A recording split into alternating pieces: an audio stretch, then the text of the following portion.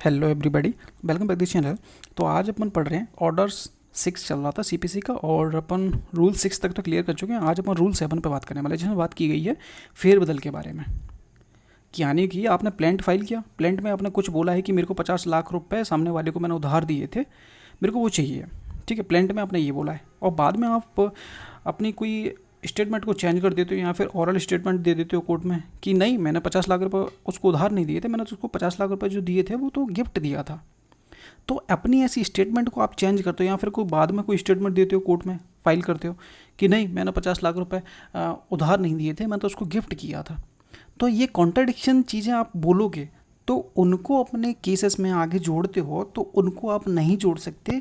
तभी जोड़ सकते हो जब आप कोर्ट से उसकी परमिशन ले लोगे। ठीक है, अब समझो क्या है। रूल 7 हमारा क्लियर कहता है कि कोई भी पार्टी, या तो वो प्लेंटिफ हो या फिर डिफेंडेंट हो, ठीक है, अपनी प्लीडिंग में कोई नया क्लेम या फिर कोई नया फैक्ट नहीं जोड़ सकता है जो उसकी पहली प्लीडिंग से टकराता हो, असंगत हो, कॉन्ट्रडिक्शन करता हो। पहले आप बोल रहे थे कि भाई 50 लाख रुपए तुमने उधार दिए हैं बी वाली पार्टी को, ठीक है, और बाद में बोलो नहीं, 50 लाख रुपए जो मैंने दिए थे वो एक लोन नहीं था, वो तो मैंने उसको गिफ्ट किया था। तो ये कॉन्ट्रडिक्स हो गया ना भाई। पहले आप बोल रहे लोन दिया था सामने वाली पार्टी को, अब बोल रहे गिफ्ट है। तो ये दो स्टेटमेंट चेंज हो रही हैं, तो ये कॉन्ट्रडिक्शन आ रहा है ना एक दूसरे में। तो ये चीज़ आप नहीं कर सकते हो। अगर ऐसा कुछ पॉइंट बोलते भी हो, सेकंड स्टेटमेंट देते हो, तो उसमें तो आपको कोर्ट की अनुमति लेनी पड़ेगी। क्लियरली लिखा है, यदि कोई नई बात आप जोड़ते हो तो उसे पहले न्यायालय से अनुमति लेनी पड़ेगी, अमेंडमेंट कराना चाहते हो तो।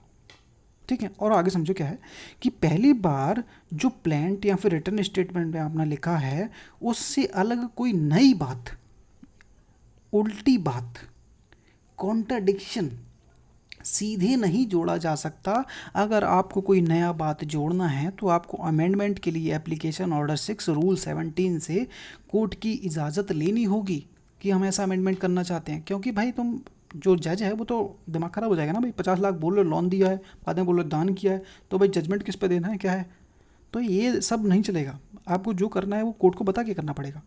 एग्जाम्पल समझो, क्लियर हो जाएगा कि प्लेंटिफ ने प्लेंट में लिखा है कि मेरे को 50 लाख उधार सामने वाले को दिए, ठीक है, लेकिन बाद में प्लेंटिफ ने अपनी अमेंडेड कोई प्लेंट उसने दाखिल किया, अमेंड करना है, ठीक है, या फिर कोई ऑरल स्टेटमेंट देता था कोर्ट में, डायरेक्ट बोल देता है नहीं 50 लाख दान दिए थे मैंने।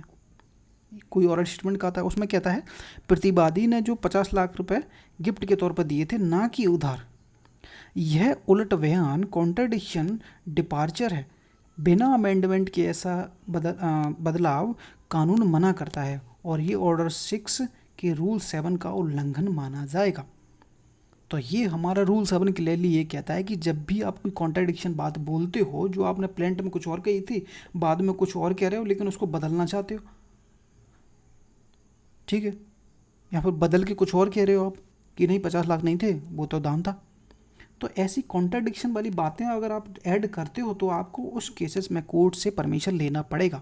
सिर्फ इतना याद रखना इसमें कि यहाँ पे कोई भी बात जो बाद में ऐड की जा रही है वो पहली वाली बात से कॉन्ट्रडिक्स कर रही है, ठीक है, कॉन्ट्रडिक्शन में है।